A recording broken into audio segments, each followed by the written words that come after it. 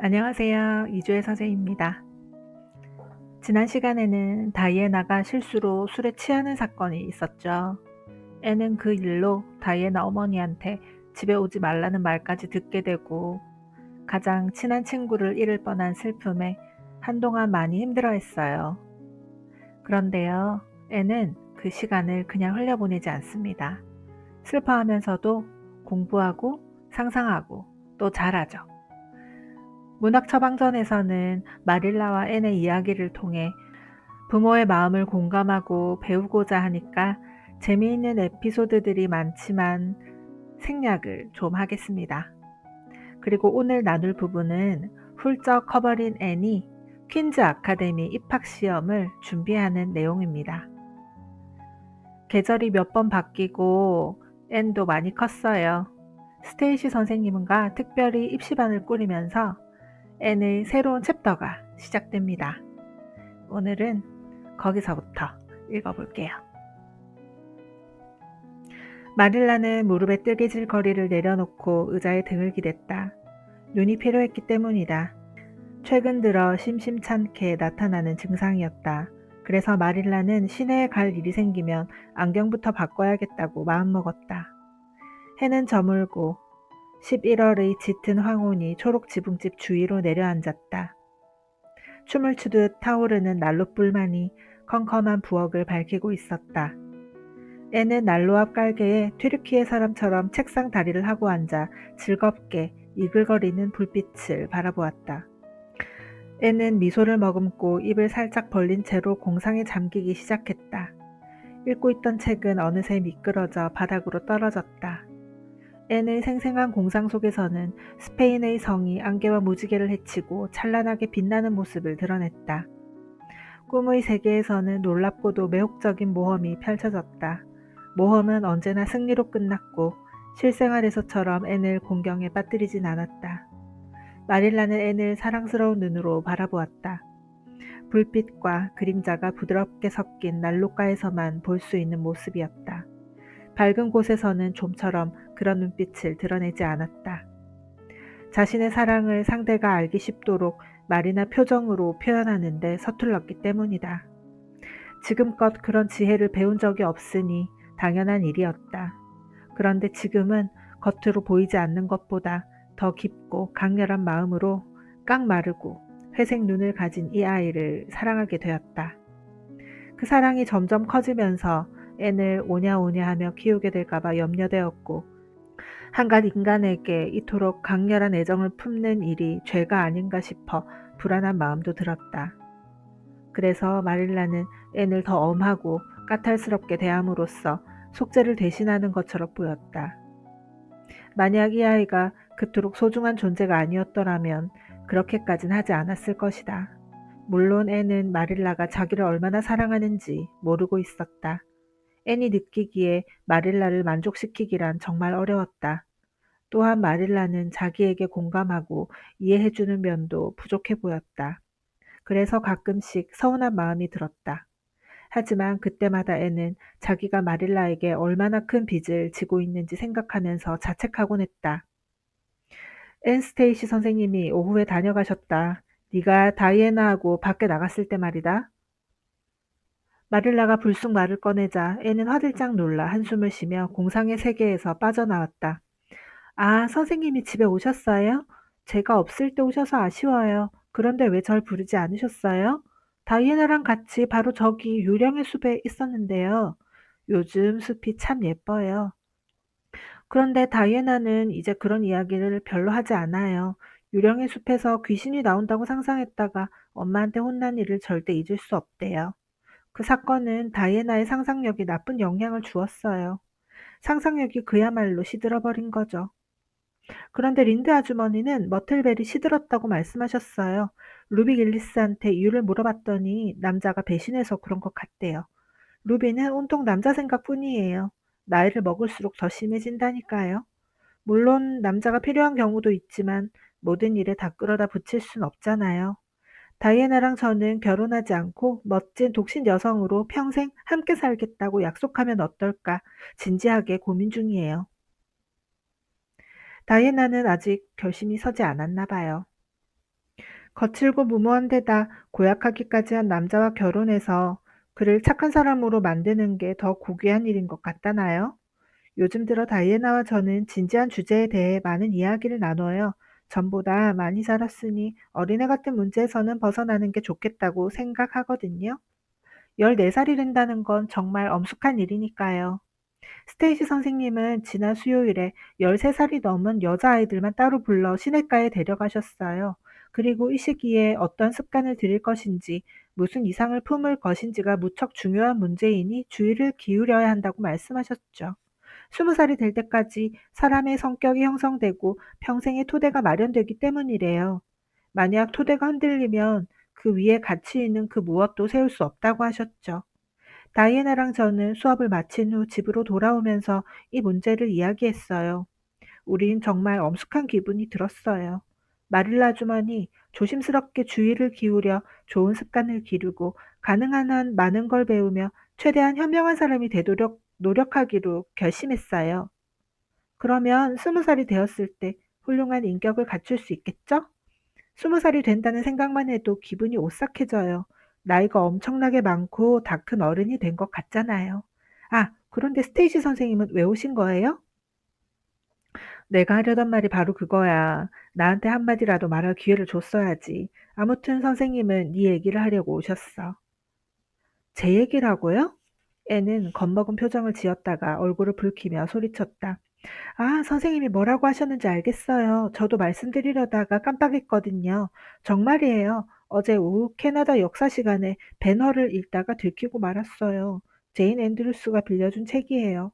점심시간에 읽고 있었는데 전차 경주 장면에 이르렀을 때 수업이 시작됐죠. 결말이 어떻게 날지 궁금해서 참을 수 없었어요. 물론 배너가 이길 거라고 확신했지만요. 배너가 진다면 정의를 실현할 수 없으니까요. 아무튼 책상 위에 역사책을 펴놓고 무릎에 배너책을 슬쩍 올려놓았어요. 겉으로는 캐나다 역사책을 읽는 것처럼 보였지만 실제로는 배너에 빠져 있었죠. 그런데 책이 너무 재밌다 보니 선생님이 통로로 걸어오시는 것도 몰랐어요. 문득 고개를 드니까 선생님이 꾸짖는 듯한 표정으로 저를 내려다보고 계셨어요.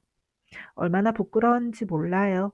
특히 조시파이가 키득대는 소리를 들었을 땐 쥐구멍에라도 숨고 싶었죠.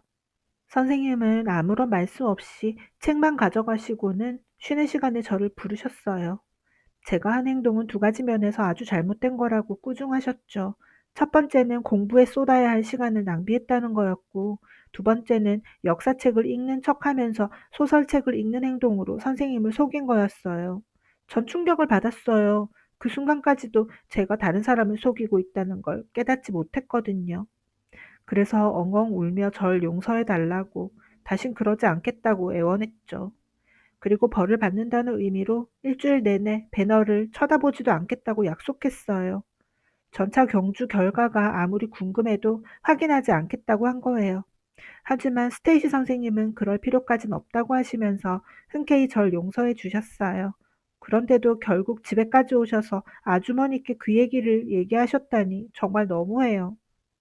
앤, 스테이시 선생님은 그 일에 대해서 한마디도 안 하셨다. 네가 속으로 캥기는 게 있으니까 그런 생각이 든 거겠지. 학교에 소설책을 가지고 가다니 당치도 않은 일이야. 어쨌든 넌 소설책을 너무 많이 읽는 것 같다. 내가 어릴 땐 소설책 같은 건 볼 수도 없었어. 앤이 석연치 않은 얼굴로 항의했다. 배너를 어떻게 소설책 같은 거라고 하실 수 있어요? 그건 종교서적인걸요. 물론 일요일에 읽기엔 좀 흥미진진한 내용이긴 하지만요. 그래서 전 평일에만 읽었어요. 게다가 지금은 스테이시 선생님이나 앨런 목사 사모님이 13살하고도 9살이 된 아이가 읽기에 적당하지 않다고 생각하시는 책은 거들떠 보지도 않아요. 스테이시 선생님하고 그렇게 약속했거든요. 언젠가 제가 귀신 들린 집의 무시무시한 수수께끼라는 책을 읽는 걸 선생님이 보셨어요. 루비 길리스한테 빌린 책인데 정말 재밌고 소름 끼치는 내용이에요. 온몸에 피가 얼어붙는 것 같았다니까요. 하지만 스테이시 선생님이 그런 책은 유치할 뿐만 아니라 건전하지 않으니 앞으로 읽지 말라고 당부하셨어요. 비슷한 책을 읽지 않겠다고 약속하는 건 괜찮지만 재밌게 읽던 책을 결말도 모른 채로 돌려준다는 건 정말 고통스러워요. 하지만 전 스테이시 선생님을 사랑하니까 그런 아픔을 참아내고 책을 돌려줬어요. 누군가에게 기쁨을 주기 위해 뭔가를 한다는 건 정말 멋진 일이에요, 마릴라 아주머니. 그래, 그래. 나는 등불을 켜고 하던 일이나 마저 해야겠다. 아무래도 넌 스테이시 선생님이 뭐라고 말씀하셨는지 별로 궁금하지 않은 모양이야. 입을 놀리는 것에만 신경 쓰고 다른 일에는 전혀 관심이 없잖니? 잠깐만요, 마릴라 아주머니. 저 듣고 싶어요. 지금부터 입을 꼭 다물고 있을게요. 알았다. 스테이시 선생님은 성적이 좋은 학생들을 따로 뽑아서 퀸스 전문학교 입학시험 준비반을 만들려고 하신대. 방과 후에 1시간 동안 보충 수업을 할 생각인데 너를 그 반에 넣어도 되겠냐고 매슈 오라버니와 내게 물어보러 오신 거야. 넌 어떻게 하고 싶니, 앤? 퀸스에서 공부하고 자격증을 따서 선생님이 될 마음이 있니? 앤은 벌떡 일어나 두 손을 마주 잡았다. 마릴라 아주머니, 그건 제 평생의 꿈이었어요. 그러니까 6달 전에 루비하고 제인이 입학시험 준비를 한다는 이야기를 들은 뒤부터요. 하지만 차마 이야기를 꺼내진 못했어요. 말해봤자 소용이 없을 거라고 생각했거든요. 네, 저도 선생님이 되고 싶어요. 그런데 학비가 엄청 많이 들지 않나요? 앤드루스 아저씨 말로는 프리씨가 졸업할 때까지 150달러가 들 거래요. 프리씨는 기하학을 못하는 편이 아닌데도요. 그런 건 네가 걱정하지 않아도 된다. 내시 오라버니와 나는 널 데려오면서 힘 닿는 데까지 돌봐주고 교육도 잘 시키겠다고 결심했단다. 그럴 필요가 있건 없건 간에 여자도 생활비 정도는 스스로 벌 수 있는 능력을 갖춰야 한다고 생각해. 오라버니와 내가 여기 사는 한 초록 지붕집은 계속 네 집이야. 그래도 이 불확실한 세상에서 무슨 일이 일어날진 아무도 모르니 뭐든 준비해 놓는 것도 나쁠 게 없지. 그러니까 네가 원한다면 퀸스 입시반에 들어가도 된단다, 앤. 앤은 마릴라의 허리를 감싸 안고 진심 어린 표정으로 그녀의 얼굴을 올려다보았다. 마릴라 아주머니 정말 고마워요. 아주머니랑 매슈 아저씨에게는 정말 어떻게 감사드려야 할지 모르겠어요. 두 분에게 자랑스러운 아이가 되도록 최선을 다해서 공부할게요. 하지만 기하학은 기대하지 마세요. 그래도 그 외의 과목은 딴 애들보다 잘할 수 있을 것 같아요. 그렇고 말고 넌 잘해낼 거야. 스테이시 선생님도 네가 똑똑하고 성실하다고 하셨지. 세상이 뒤집힌다 해도 마릴라는 스테이시 선생님이 앤에 대해 칭찬한 말을 그대로 전하지 않을 생각이었다. 자칫 앤의 허영심만 부추길 수 있기 때문이다. 죽기 살기로 책에만 매달릴 필요는 없단다. 입학시험까지는 아직 1년 반이나 남았으니까 서두르지 않아도 돼. 그래도 제때 시작해서 기초를 철저히 다지는 편이 좋겠지. 스테이시 선생님도 그렇게 말씀하셨어. 앤은 더없이 행복한 얼굴로 다짐했다. 앞으로 공부를 더 열심히 할 거예요. 인생의 목표가 생겼으니까요. 앨런 목사님은 누구나 뚜렷한 목표를 세우고 성실하게 추구해야 한다고 말씀하셨어요. 다만 그 목표가 가치 있는 것인지 먼저 확인해야 한다고도 하셨죠. 스테이시 선생님 같은 교사가 되겠다는 건 가치 있는 목표라고 생각해요. 그렇죠? 교사는 숭고한 직업인 것 같아요. 머지않아 퀸스 입시반이 개설되었다. 길버트 블라이드, 앤 셜리, 루비 길리스, 제인 앤드루스, 조시 파이, 찰리 슬론, 무디 스퍼전, 맥퍼슨이 이 반에 들어갔다. 하지만 다이애나 베리는 빠졌다. 베리 씨 부부는 딸을 퀸스에 보낼 생각이 없었기 때문이다. 이는 앤에게 재앙이나 다름없는 일이었다. 미니메이가 후두염에 걸렸던 그날 밤 이후로 앤과 다이애나는 무슨 일에서든 떨어져 본 적이 없었다. 퀸스 입시반 학생들이 보충 수업을 받으러 학교에 남은 첫날 오후, 앤은 다이애나가 다른 학생들과 함께 천천히 학교 밖으로 나가는 모습을 지켜보았다. 자작나무 길과 제비꽃 골짜기를 지나 집으로 혼자 걸어갈 다이애나를 보면서 앤은 친구의 뒤를 따라 달려가고 싶은 충동을 느꼈다. 하지만 꾹 참고 의자에 앉아 있어야만 했다. 목에 무언가가 걸린 것 같은 기분이 들었다. 애는 재빨리 라틴어 문법책을 들어올려서 눈물이 맺힌 눈을 가렸다. 세상이 뒤집어진다 해도 길버트 블라이드와 조시 파이에게는 눈물을 보이고 싶지 않았다. 그날 밤 슬픔에 잠긴 애니 말했다. 마릴라 아주머니, 다이애나가 혼자 가는 모습을 보면서 앨런 목사님이 지난 일요일에 하신 말씀처럼 죽음의 쓴맛을 느꼈어요. 전 다이애나가 입학시험 공부만이라도 같이 했으면 얼마나 좋을까 하고 생각했어요. 하지만 린드 아주머니 말씀처럼 이 불완전한 세상에는 완벽한 게 존재할 수 없잖아요. 린드 아주머니는 대학이 불편할 때도 있지만 옳은 말씀을 많이 하시는 건 부인할 수 없어요. 그리고 퀸스 입시반은 굉장히 재밌을 것 같아요. 제인하고 루비는 선생님이 되는 게 꿈이에요. 루비는 2년만 교편을 잡은 뒤에 결혼하겠다고 했어요. 제인은 평생을 가르치는 일에 바칠 거고 결혼은 절대로 하지 않겠대요. 선생님으로 일하면 돈을 벌 수 있지만 결혼을 하면 남편이 따로 봉급을 지급하는 것도 아닐 테고 무엇보다 달걀과 버터를 사게 생활비를 달라고 하면 불평이나 늘어놓을 거라면서요. 아마도 제인에겐 쓰라린 기억이 있는 것 같아요. 린드 아주머니가 그러시는데 제인의 아빠는 무척 괴팍한 데다 우유에서 지방을 2번이나 떠낼 정도로 인색한 분이래요. 조시파이는 단지 공부를 하고 싶어서 대학에 갈 생각이라고 했어요. 자기는 생활비를 벌 필요가 없으니까 누군가에게 도움을 받으며 사는 고아와는 처지가 다르대요. 고아들은 느긋하게 지낼 여유가 없다는 뜻이겠죠? 무디 스퍼전은 목사가 된대요. 그런 이름에는 목사가 딱이라고 린드 아주머니가 말씀하셨어요. 이런 말을 하면 좀 그렇지만 무디 스퍼전이 목사가 된다고 생각하면 웃음이 나와요. 걘 아주 웃기게 생겼잖아요. 크고 뚱뚱한 얼굴에 눈은 조그맣고 파란 데다 귀는 날개처럼 튀어나왔어요. 하지만 어른이 되면 지적으로 보일 수도 있겠죠. 찰리 슬로는 정계로 나가 의원이 될 거래요. 하지만 린드 아주머니는 그럴 수 없을 거라며 고개를 저었어요. 슬론의 가족은 모두 정직한 사람들인데 요즘에는 악당 같은 사람들만 정치판에서 성공하기 때문이래요. 길버트 블라이드는 뭐가 되고 싶다니? 애니 칼사르에 대한 책을 펼치는 걸 보면서 마릴라가 물었다. 애는 길버트를 깔보는 듯한 말투로 대답했다. 그 애의 장래희망 같은 건 몰라요. 그 애한테 그런 게 있는지도 모르겠고요. 길버트와 앤은 공공연한 경쟁 관계가 되었다. 전에는 한쪽만 열심이었지만 이제 길버트도 앤과 마찬가지로 반에서 1등을 하겠다고 결심했기 때문이다. 그는 앤의 상대로 부족함이 없었다. 입시반의 다른 학생들은 두 사람의 실력을 암묵적으로 인정했고 이들과 경쟁하려는 꿈조차 꾸지 않았다.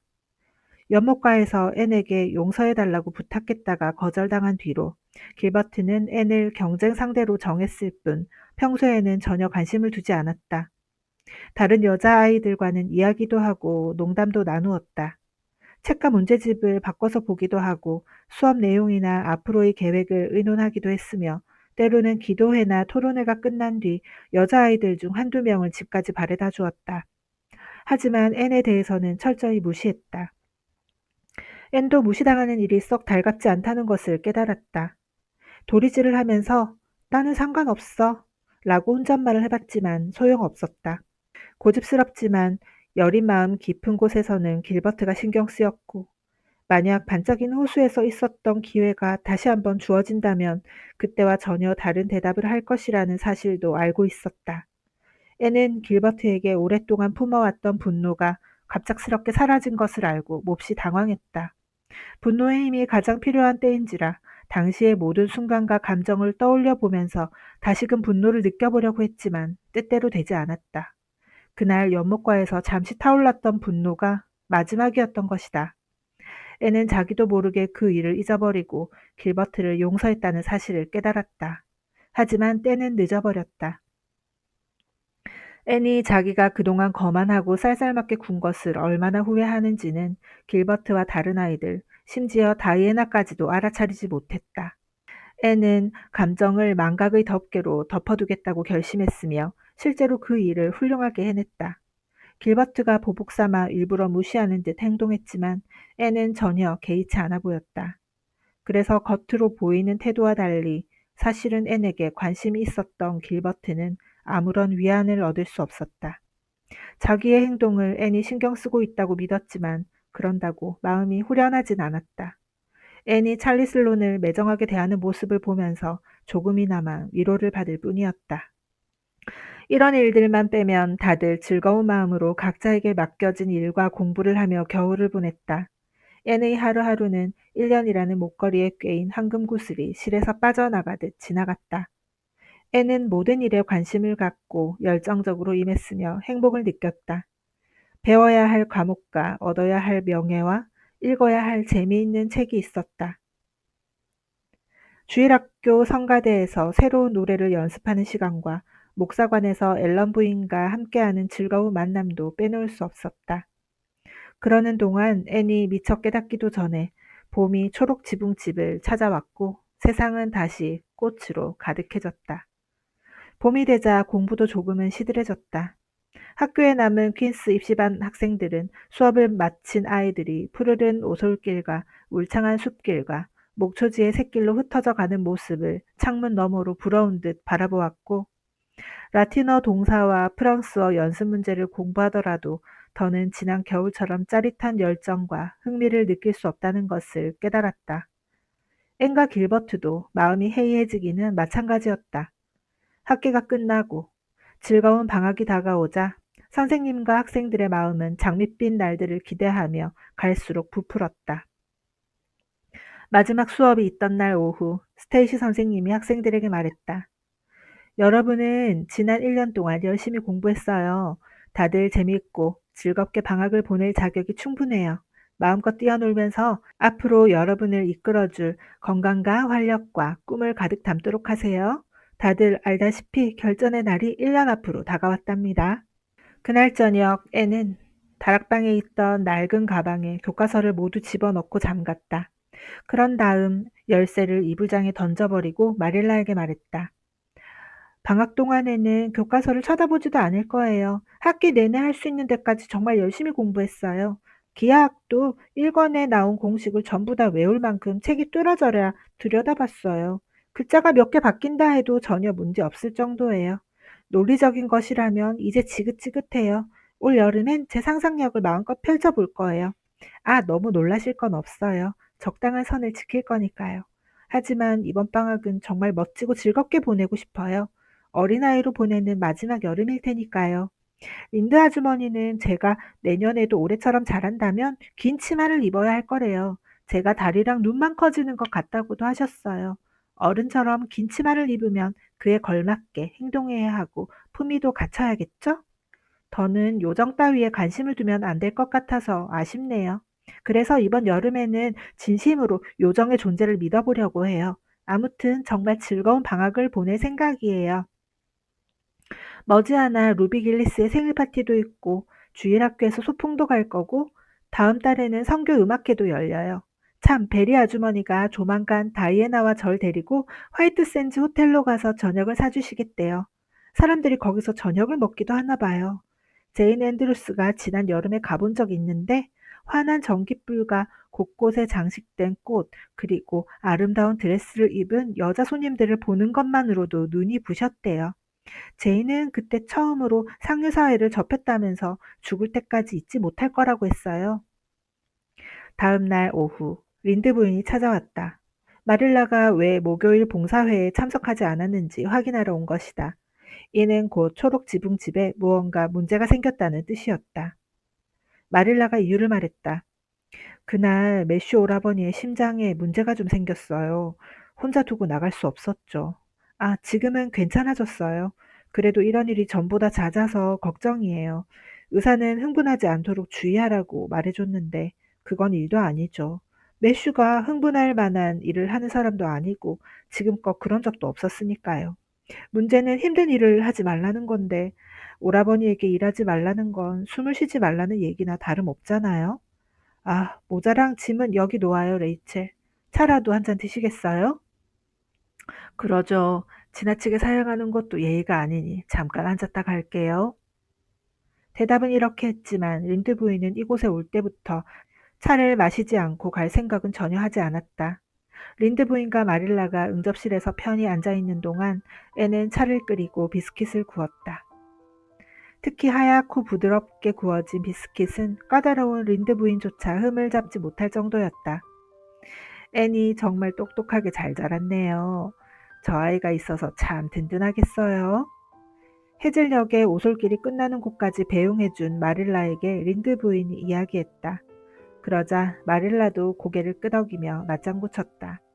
맞아요. 덤벙대는 성격을 못 고칠까봐 걱정했는데 정말 차분해지고 믿음직스러워졌어요. 이젠 뭐든지 믿고 맡길만 해요. 3년 전에 여기서 애를 처음 봤을 때 저 아이가 이렇게 달라질 거라고는 생각지 못했어요. 아이고, 그런 성깔머리는 평생 잊지 못할 거예요. 그날 밤 저는 집으로 돌아가서 남편에게 말했죠. 토마스 두고 봐요. 마릴라 커스버트는 자기가 벌인 일을 평생 후회하며 살 거예요. 그런데 내가 완전히 잘못 생각했었네요. 그래서 얼마나 다행인지 몰라요, 마릴라. 나는 자기 실수를 인정할 줄 아는 사람이에요. 지금껏 그렇게 살지 않았죠. 내가 앤을 오해하긴 했지만 사실 그럴 만했어요. 그렇게 특이하고 어디로 튈지 모르는 아이는 세상에 또 없을 테니까요. 평범한 아이들과 같은 잣대로 앤을 판단할 순 없죠. 그런데 지난 3년 동안 앤이 얼마나 변했는지 정말 놀라운 따름이에요. 특히 외모가 그래요. 정말 예뻐졌어요. 비록 내가 창백한 피부와 커다란 눈을 쏙 좋아하는 편이 아니지만요. 난 다이애나 벨이나 루비 길리스처럼 생기 있고 건강해 보이는 아이들이 더 좋아요. 루비는 정말 예쁘잖아요. 앤의 외모가 한참 떨어지는 건 사실이죠. 그런데 어찌된 일인지 앤이 그 아이들과 같이 있으면 다른 아이들의 얼굴은 평범하고도 지나치게 꾸며놓은 것처럼 보여요. 앤이 수선화라고 부르는 6월 백합이 커다랗고 빨간 작약 옆에 피어 있는 것 같다니까요. 맞아요. 바로 그거예요. 자, 3년 사이 애는 정말 많이 자랐네요.